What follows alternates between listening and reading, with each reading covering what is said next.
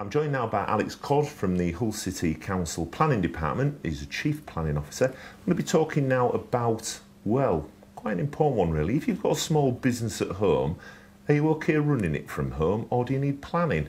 What about that one then, Alex? It's not a simple one, unfortunately, I'm afraid, on this. It all depends what your business is doing and what the impact is in terms of vehicle movements. Are you using the outside of your property for anything? So, simply, what a lot of people are starting to do now with the use of IT is largely just working off the computer. So, the impact of that differs. So, it's insignificant compared to somebody sat at home playing on a computer all day long. You don't need permission to do that.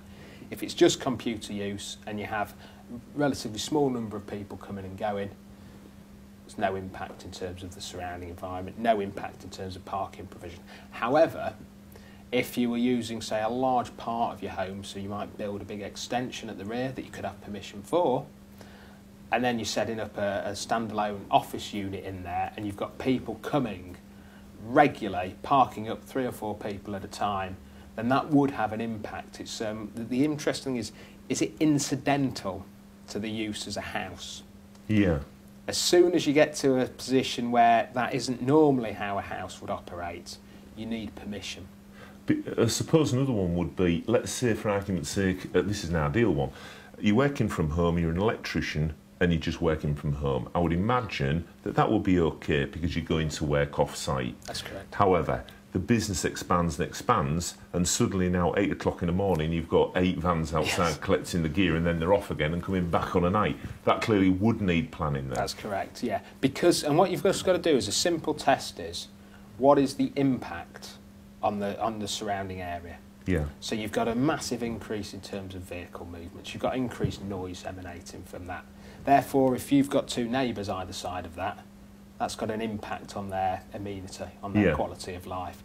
So it would need permission. It may get permission on occasions. It might be that you can put the appropriate parking mechanisms. We can control the hours that the vehicles would be coming. So it could receive permission. But the key thing is, by requiring planning permission, we can then put some controls in place to sort of mitigate those impacts. On the neighbourhood. That's right. And Yeah. that's the main reason why you need planning permission for whatever the development is to ensure that the impact is assessed.